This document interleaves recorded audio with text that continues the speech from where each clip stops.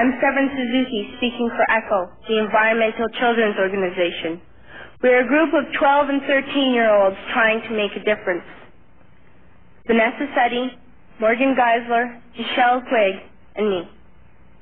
We've raised all the money to come here ourselves, to come 5,000 miles to tell you adults you must change your ways. Coming up here today, I have no hidden agenda. I am fighting for my future.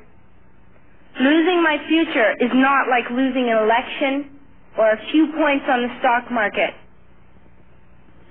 I am here to speak for all generations to come. I am here to speak on behalf of the starving children around the world whose cries go unheard.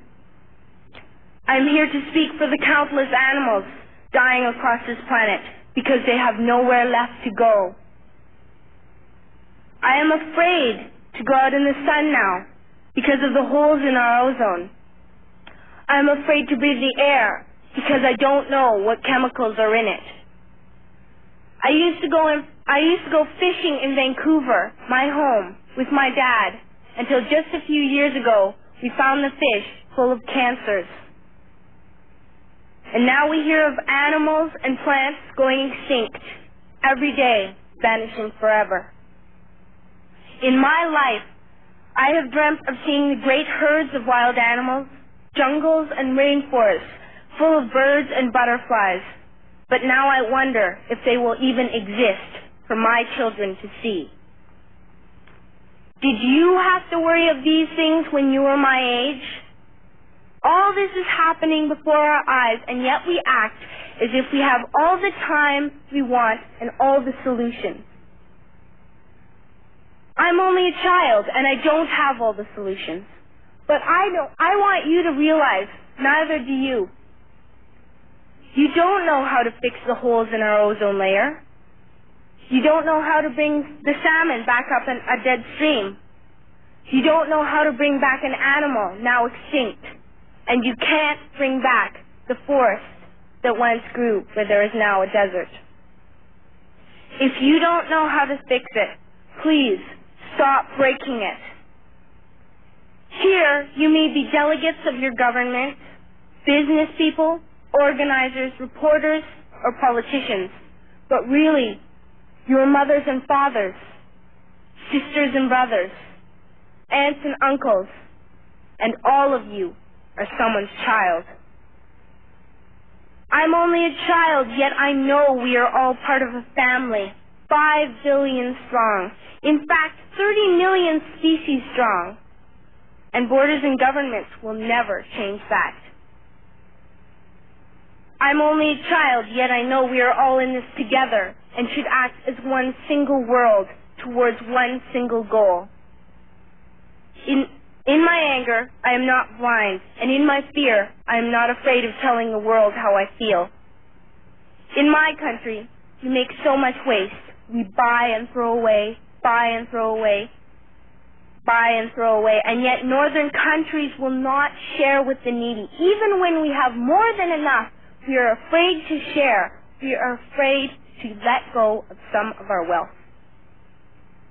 In Canada, we live the privileged life, with plenty of food, water, and shelter.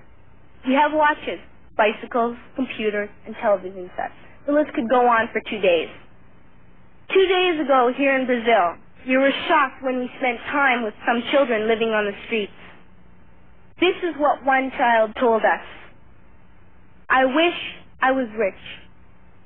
And if I were, I would give all the street children food, clothes, medicines, shelter, and love and affection. If a child on the streets who has nothing is willing to share, why are we who have everything still so greedy?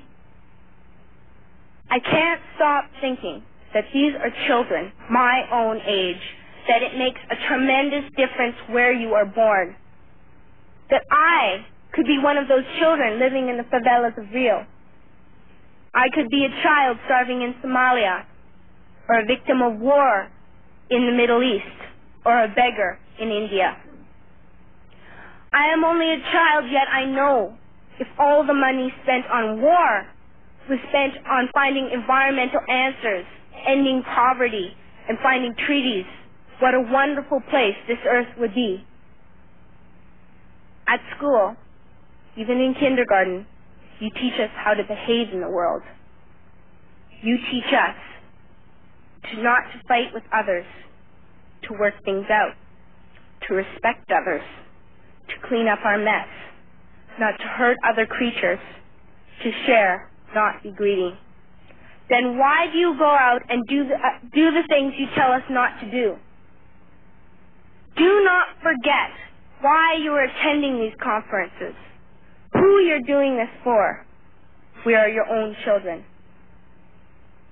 You are deciding what kind of a world we are growing up in. Parents should be able to comfort their children by saying, everything's going to be all right. It's not the end of the world, and we're doing the best we can. But I don't think you can say that to us anymore. Are we even on your list of priorities? My dad always says, you are what you do, not what you say. Well, what you do makes me cry at night.